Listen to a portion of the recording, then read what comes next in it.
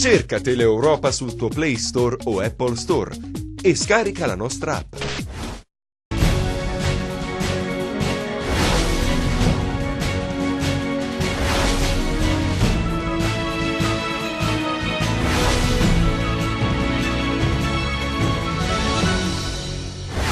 L'allarme dei piccoli comuni calabresi, senza soldi, con l'obbligo di garantire i servizi ai cittadini. Grido d'allarme, così non possiamo andare avanti. Lunedì, primo giorno di scuola per gli studenti calabresi, un nuovo anno al via tra tante criticità, la denuncia del garante per l'infanzia Marziale. Cosenza si candida a diventare capitale dello sport, la commissione esprime giudizio positivo. Tra una settimana il varo della nuova giunta a San Giovanni in Fiore, il sindaco Belcastro, completeremo il nostro mandato. Consegnato in procura un dossier contenente le cartelle cliniche in cui emergerebbe che un uomo sarebbe morto tra i pidocchi all'Annunziata di Cosenza, chiesta la riesumazione del corpo del 52enne. 5 coltivazioni di canapa indiana scoperte dai carabinieri a Serra San Bruno, estirpate oltre 1300 piante. 2 rigori a favore del Cittadella decidono la sfida del tombolato, i lupi sprecano diverse occasioni da rete, generoso il primo dei 2 penalty. Buonasera dalla redazione TG10, dunque torniamo ad occuparci dei problemi che attanagliano i piccoli comuni calabresi senza soldi, con l'obbligo di garantire servizi ai cittadini e il grido d'allarme dei sindaci è così non possiamo più andare avanti. Ce ne parla Anna Franchino. Comuni costretti alla finanza creativa, non ci sono soldi nemmeno per garantire i servizi essenziali, primi cittadini alle prese con la difficoltà di reperire risorse al punto da impegnare parte delle indennità per dare ai propri cittadini anche i più banali servizi di pubblica utilità. Per dare la possibilità ai ragazzi di andare a scuola con una scuola bus non ho mai preso rimborsi in tutti questi 4 anni da sindaco, mi sono anche dimezzato l'indennità da sindaco per mettere 5.000 euro sulla sistemazione della scuola bus. Sono le piccole cose che possiamo fare, poi ce la mettiamo tutta, andiamo a pulire i cimiteri, facciamo i collaboratori o gli operatori ecologici, facciamo di tutto e di più, questa è la triste realtà. Nonostante ciò ho cercato di mantenere con dignità il mio paese e ho visto anche in altri paesi, però il problema c'è, il problema soprattutto è la sicurezza delle strade provinciali, che è fondamentale, degli edifici scolastici. È un vero e proprio grido di allarme quello che lanciano i primi cittadini dei comuni calabresi, dalle scuole alla viabilità. Le problematiche sono tante e tali al punto che serve un piano di emergenza, perché in alcuni casi, come quello del comune di Parenti, si rischia l'isolamento. Abbiamo gravissimi problemi di dissesto. Parenti è un territorio interessato a 2 interventi fortissimi di dissesto idrogeologico, non vede questi interventi ormai da 4 anni e mezzo e vuol dire per Parenti rischiare di non avere più la possibilità di arrivare in città e quindi costringere i parentesi, così come in tanti altri casi di piccole cittadine come quelle di Parenti, di dover andare via dal proprio paese. Lunedì il primo giorno di scuola per gli studenti calabresi, un nuovo anno al via con tante criticità, la denuncia del garante per l'infanzia Marziale. Lunedì mattina gli studenti calabresi torneranno tra i banchi. Il suono della prima campanella è un momento emozionante, importante, ricco di aspettative per i ragazzi che si preparano ad affrontare un nuovo anno scolastico. Ma per la scuola le criticità, come sempre, non mancano, ad iniziare dalla certificazione di agibilità che in Calabria manca nel 90% dei plessi, come indicato dal MIUR, e non solo. Il garante per l'infanzia e l'adolescenza della Calabria, Antonio Marziale, denuncia altri gravi problemi che interessano gli istituti scolastici. Ho ricevuto tantissime segnalazioni dove genitori, dirigenti scolastici denunciano che intorno ai plessi che lunedì saranno ripopolati dagli studenti ci sono amministrazioni comunali che non hanno tagliato neanche l'erba, che non hanno tolto l'immondizia, che non hanno ritinteggiato le scuole, che ci sono i servizi igienici poco fruibili. Io capisco la difficoltà dell'intervento nella straordinaria amministrazione, ma quando non si fa neanche l'ordinario, ma stiamo parlando del futuro dei nostri bambini, del futuro della nostra terra, se non si fa neanche straordinariamente l'ordinario, allora si dica che non si vuole fare niente. Parliamo invece del caso del medico sorpreso, immortalato mentre lavava delle seppie in un lavandino di un bagno all'ospedale di Praia a Mare. Ebbene, ha un nome e un cognome e soprattutto dei precedenti che lasciano riflettere. Una storia assurda che continua a regalare altri elementi che la rendono sempre più paradossale. Il medico in servizio presso l'ospedale di Praia a Mare, immortalato mentre pulisce delle seppie, mordendone una di tanto in tanto nel lavandino del bagno, non è nuovo agli onori, diciamo così, delle cronache. Il 45enne Emilio Alfano è già stato protagonista di alcuni episodi incresciosi che ne hanno segnato la carriera. Quando era in servizio all'ospedale di Bosco Reale, si racconta su Cronache della Campania, è finito ai domiciliari e sospeso in modo temporaneo dalle sue funzioni perché trovato ubriaco sul posto di lavoro, e anche a Praia a Mare la sua condotta non è stata delle migliori. Il medico, originario di Torre Annunziata, al quale non è stato rinnovato il contratto a tempo determinato che lo legava al nosocomio dell'Alto Tirreno, avrebbe anche malmenato un tecnico di radiologia che gli aveva chiesto di effettuare una radiografia a un paziente, infastidendolo. Evidentemente questi precedenti non sono bastati al sistema sanitario per giungere a delle conclusioni o quantomeno avviare delle valutazioni sulla compatibilità del soggetto con la professione esercitata. Ci sono volute le seppie per svelare una vera natura del dottore. L'azienda sanitaria, infatti, risalendo attraverso i video messi in rete ai suoi dati anagrafici, ha interrotto ogni rapporto professionale di lavoro con il sanitario, del quale condanna le condotte assunte. Cosenza si candida a diventare la città europea dello sport nel 2020, oggi in municipio la presentazione ufficiale dell'iniziativa. Prosegue in maniera concreta il percorso per la candidatura di Cosenza a città europea dello sport 2020. Per 3 giorni, infatti, la commissione di valutazione ACES Italia ha visitato e vissuto la città Abruzia per valutarne i requisiti. Noi è proprio questo che ci poniamo, cioè la possibilità di capire il tessuto sociale e quelli che sono poi alla fine i progetti futuri che ci interessano, e su questo l'impressione non può che essere ottima, perché qui si pensa al futuro. Noi al sindaco Chiuda abbiamo detto che questa è una società futuristica.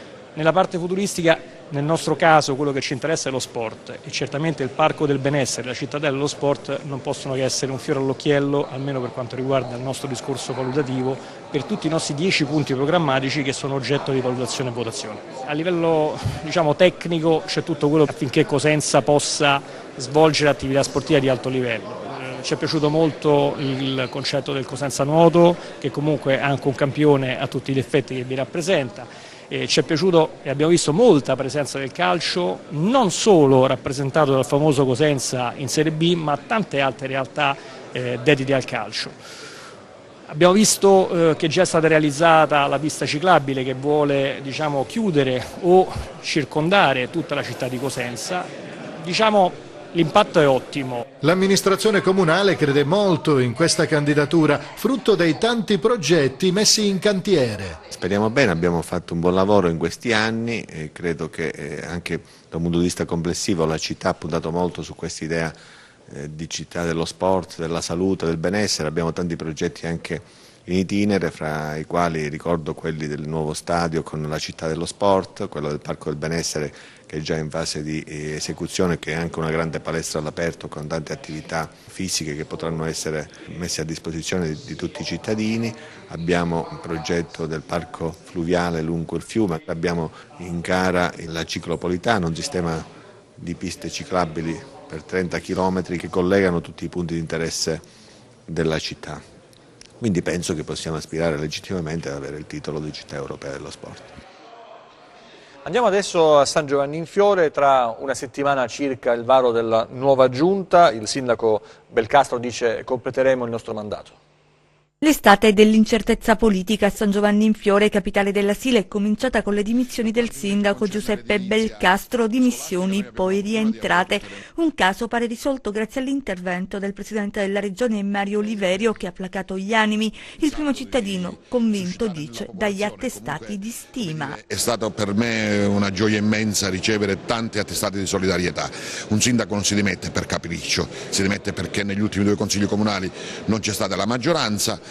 Io credo che abbiamo lavorato perché tutto si ricomponesse. Il nuovo inizio non è stato indolore, il sindaco ha dovuto fare i conti con il dietrofront di gran parte dell'esecutivo. 5 gli assessori dimissionari, la cui posizione è stata durissima, hanno parlato di logiche spartitorie in comune, una realtà complessa da sempre San Giovanni in Fiore, ma il sindaco è fiducioso di finire il mandato con una nuova squadra quasi pronta. Fra qualche giorno, ma massimo una settimana avremo la nuova squadra di governo per rilanciare l'attività amministrativa in vista del 2020 che chiuderà la scadenza naturale della legislatura. Lavoreremo per questa città, abbiamo fatto tanto, dobbiamo fare ancora di più. Coltivazioni di canapa indiana in Calabria, questa volta a Serra San Bruno, estirpate oltre 1300 piante. Vediamo.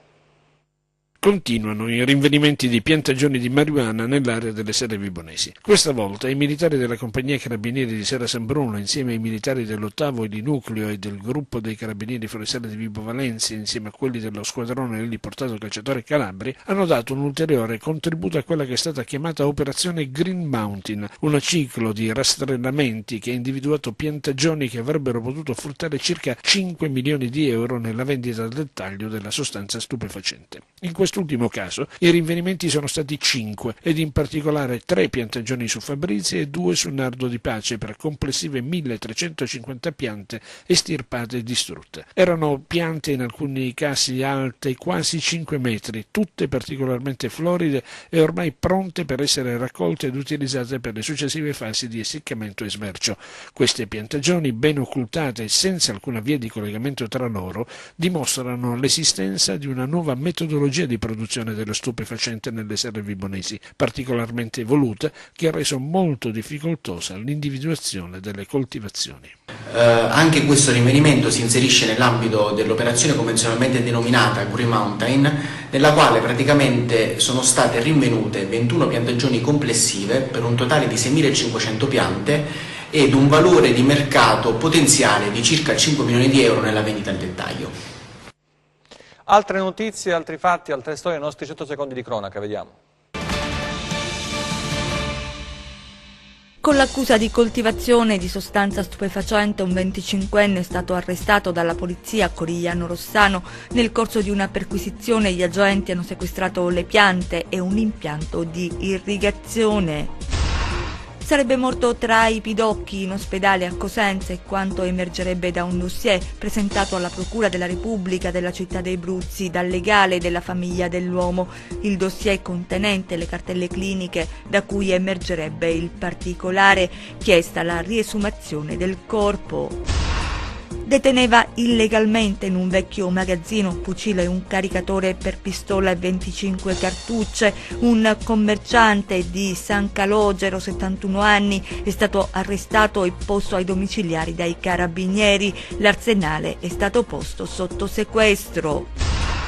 Una quarantina di migranti di nazionalità irachena e di etnia curda sono sbarcati questa mattina lungo le coste di Isola Caporizzuto nel Crotonese. Lo sbarco avvenuto nella notte a bordo di una barca di cui però non è stata trovata traccia. Sul natante avrebbero viaggiato una settantina di persone, al lavoro la macchina dei soccorsi.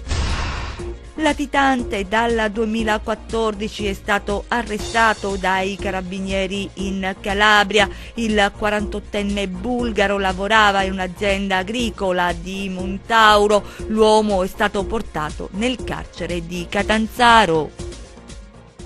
Ci sono 13 medici in servizio in vari reparti dell'ospedale civile dell'Annunziata indagati per la morte di un bimbo di poco più di 2 anni residente in un comune della provincia. I fatti risalgono all'11 settembre scorso. Un 44enne ha aggredito un'infermiera del 118 che l'aveva soccorso in casa perché colto da malore. L'uomo incensurato è stato arrestato e posto ai domiciliari dei carabinieri proprio perché durante il tragitto verso l'ospedale di Catanzaro ha improvvisamente assunto un atteggiamento particolarmente e inspiegabilmente violento nei confronti dell'infermiera che si trovava a bordo per assisterlo e colpendola con calci e pugni all'addome.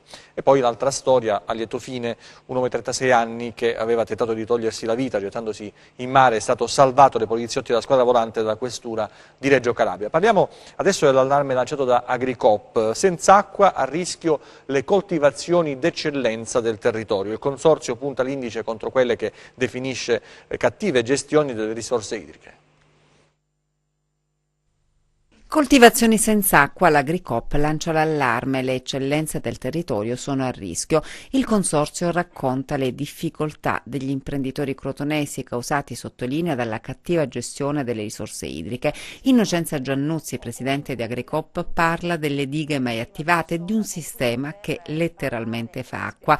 Un altro paradosso made in Calabria, regione che con le sue risorse idriche può fare invidia a tutta Europa, costretta però a fare i conti ogni anno con risorse razionali o ancor peggio disperse prima di arrivare all'utente finale e che oggi mette a serio rischio la produzione di finocchi, una delle eccellenze del crotonese.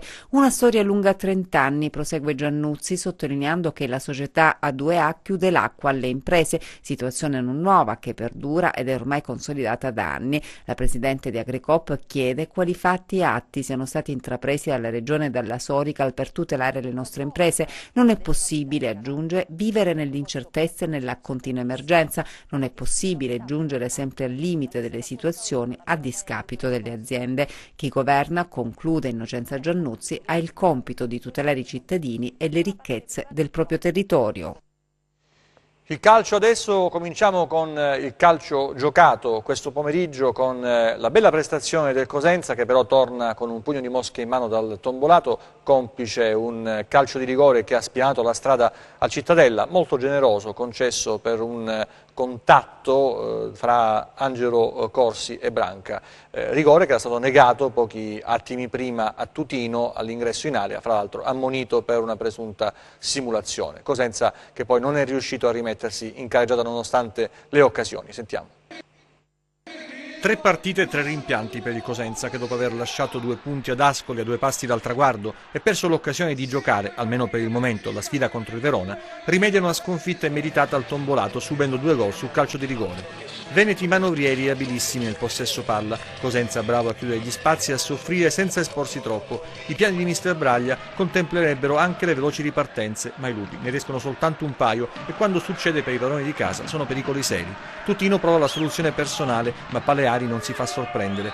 Poi è Angelo Corsi ad ispirare una nuova fiammata offensiva rossoblù. L'estremo difensore prolunga la traiettoria e Mungo schiaccia di testa verso Maniero che la sfiora appena, mancando il gol del possibile vantaggio. Nella ripresa il cliché non cambia e la differenza la fanno 2 contatti in area, quello di Settembrini e Tutino che Marini di Roma considera simulato ammonendo il numero 25 del Cosenza, e quello tra Angelo Corsi e Branca, una mano appena appoggiata sulla spalla del nuovo entrato che piomba a terra convincendo l'arbitro ad assegnare il rigore. Dal dischetto Iori non dà scampo a Saracco sulla traiettoria del tiro molto angolato. Una brutta botta per i lupi che sbandano per qualche minuto e poi reagiscono costruendo l'azione del possibile pareggio. Mungo trova uno spiraglio per Di Piazza che va in velocità superando anche Paleari, sembra fatta ma l'attaccante rossoblù affretta la conclusione mancando la porta vuota. Il Cosenza sbaglia, Cittadella raddoppia, c'è ancora il doppio zampino di Iori, il suo tiro è debole ma impatta sul braccio di Pascali, questa volta è un rigore certo che il capitano trasforma spiazzando Saracco e chiudendo la pratica. La capolista si conferma implacabile e cinica, per i lupi non resta che riaprire il barulla per giocare e vincere davanti al proprio pubblico.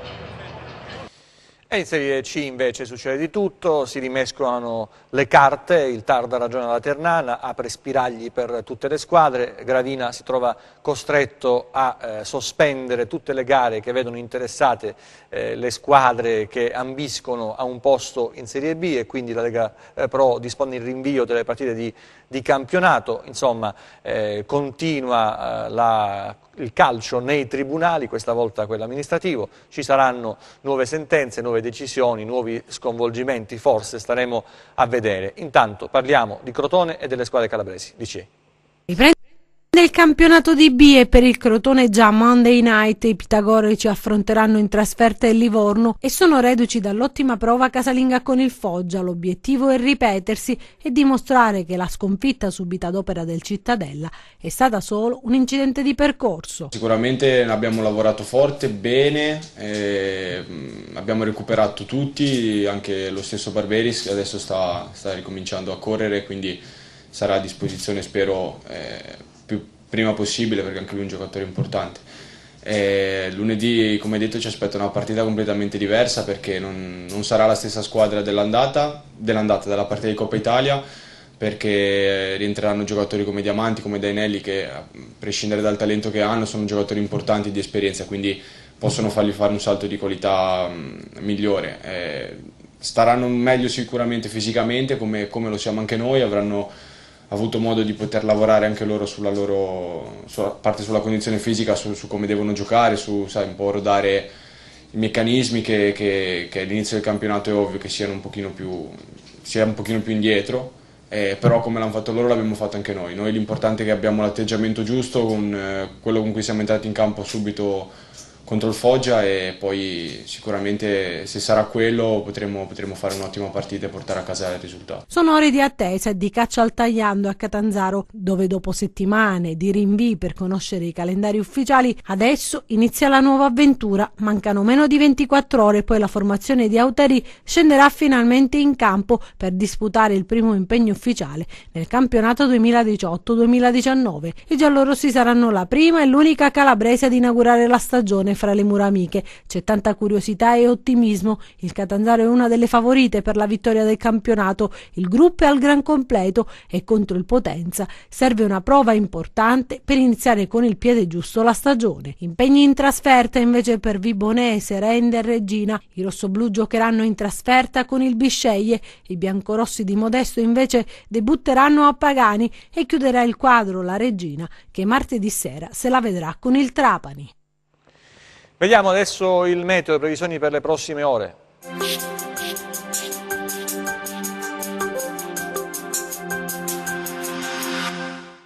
Ben ritrovati al meteo. La massa d'aria instabile che ha provocato la pioggia di venerdì è ormai lontana sul Mar Nero e tenderà a muoversi verso est, distanziandosi sempre più dalla nostra regione, dove è attesa la rimonta di un promontorio anticiclonico di origine africana.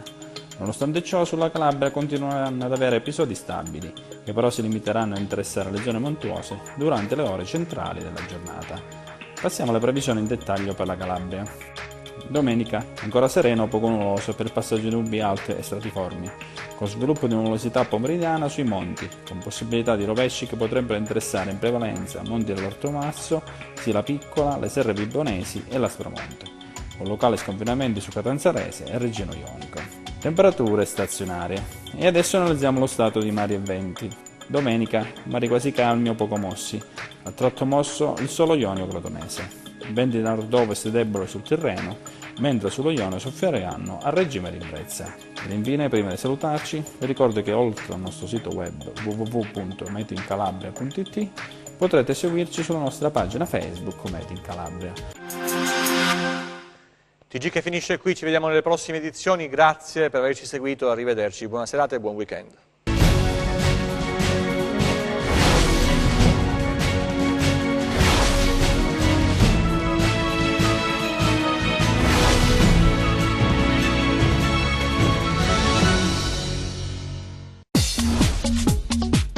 Cerca Teleeuropa sul tuo Play Store o Apple Store e scarica la nostra app.